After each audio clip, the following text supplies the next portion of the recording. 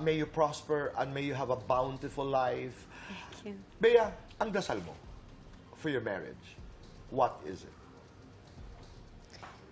Sana manatiling nasa center ng relationship namin si Lord to guide us. And sana doon sa next chapter na papasukin namin, mas lumalim yung pagkakaintindihan namin, yung pagmamahala namin sa isa't isa. And to your future children, one day, they'll click at mapapanood nila ang pag-uusap na ito. Oh my God! Di ba? It's exciting. Nakaka-emo. What Oo would nga. you tell them?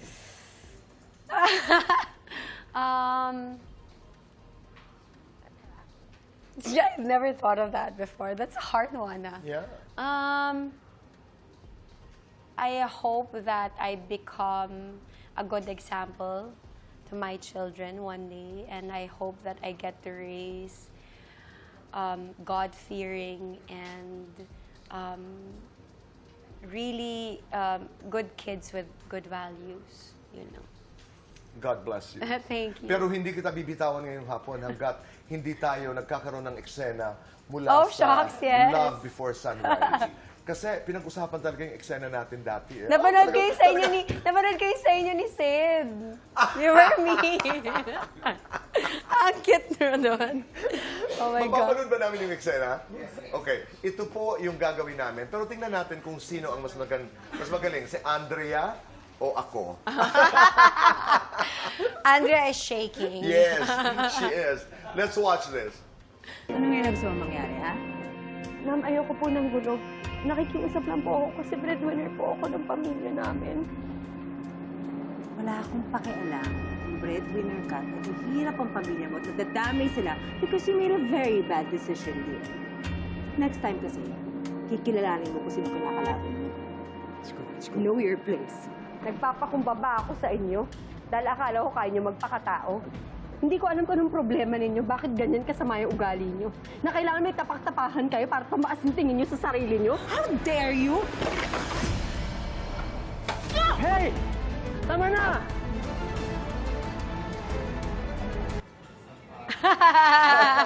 May isang pala na nag-level up na tayo, Tito Boy. Oo. Pero ano lang naman to. Siyang Susan, halika ikaw si Jason Abalos. Dito ka sa likod ko. Dito ka, naka-ano ka lang. Oo. Galingan mo naman. Oo, gagalingan. Wala pa sa atin kumukuha eh. Kung ano ginagawa na natin. You know, lahat na ng klase. Okay, you ready? Ready? Ready. Okay. 5, 4, 3, 2, action! So, ano ang gusto mong mangyari ngayon? Ma'am, nakikiusap lang po ako kasi breadwinner po talaga ako ng pamilya namin. Wala akong pakialam kung breadwinner ka. Wala akong pakialam kung naghihirap ang pamilya mo. Naghihirap ang pamilya mo because of a very bad decision. Dinadamay mo sila. So next time, kilalanin mo kung sino ang kalaban mo. Know your space. Nakiusap ako sa inyo dahil akala ko kaya mo magpakatao. Hindi ko alam kung bakit ganyan yung ugali mo. Na kailangan mo may tapak-tapakan na tao para tumaas yung tingin mo dyan sa sarili mo. How dare you! How dare you! Dare you! Dare you! How dare you!